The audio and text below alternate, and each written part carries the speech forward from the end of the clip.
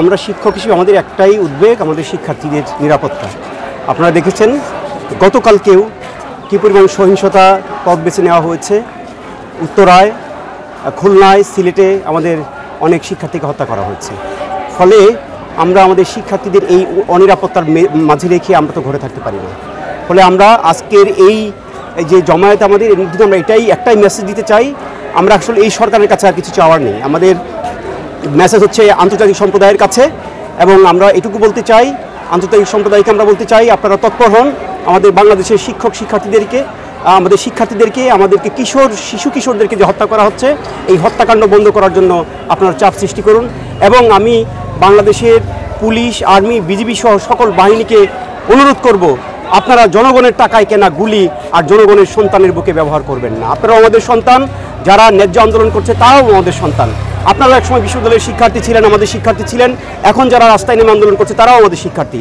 ফলে আমি সবার প্রতি একটাই আহ্বান জানাবো, আর আমার সন্তানদের বুকে যেন একটাও গুলি না চলে, আমার শিক্ষার্থীদের বুকে যেন আর একটাও গুলি না চলে।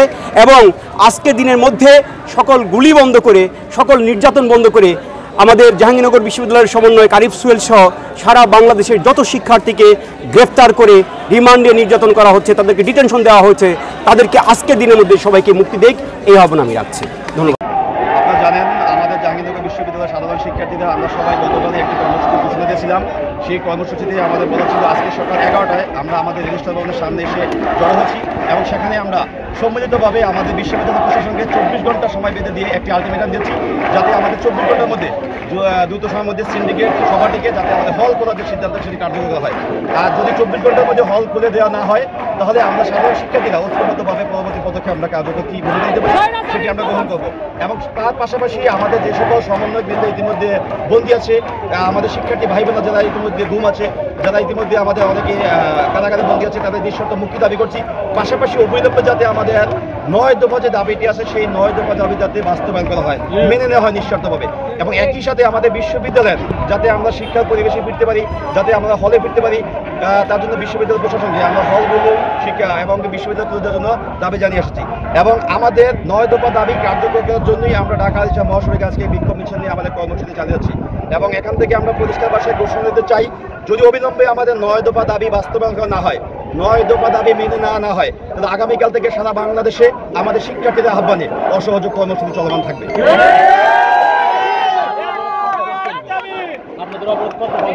আমাদের শিক্ষার্থীদের সেটা সিদ্ধান্তের ভিত্তিতে চলবেই। আমাদের অবরোধ কখন শেষ হবে সেটা ঠিক নেই। যতক্ষণ পর্যন্ত আমাদের শিক্ষার্থীদের রাস্তায় অবস্থান করতে আগ্রহী হয়, ততক্ষণ আমাদের আজকের কর্মসূচি চালিয়ে যাব।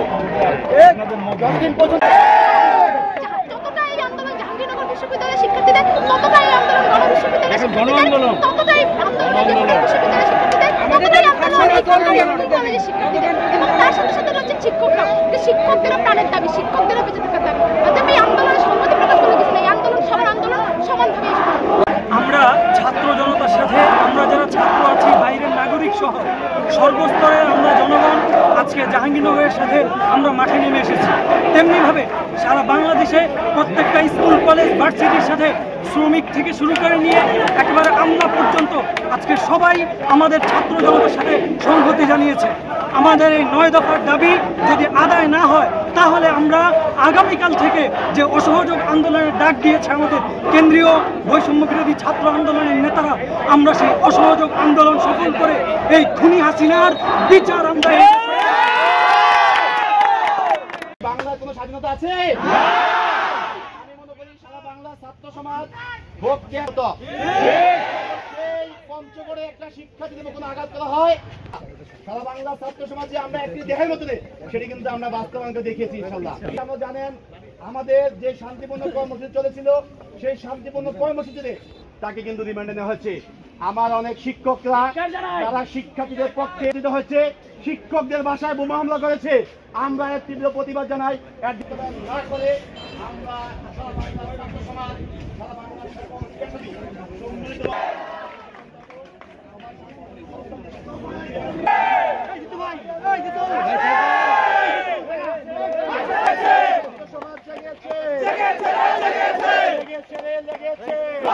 বৈষম্য বিরোধী ছাত্র আন্দোলনের ছাত্রদের সাথে কিন্তু তিনি যোগ দিয়েছেন।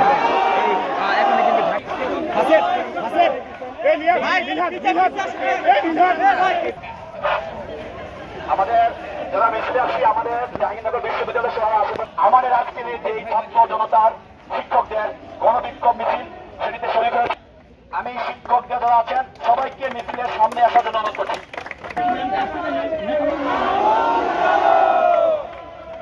সবাই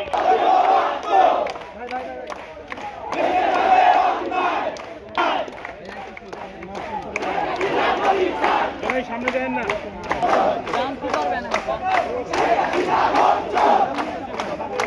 মিছিল নিয়ে সরাসরি ঢাকা বিচার মহাশয়ে যাব। শিক্ষকের যারা আছে তারা মিছিলের সামনে আসি।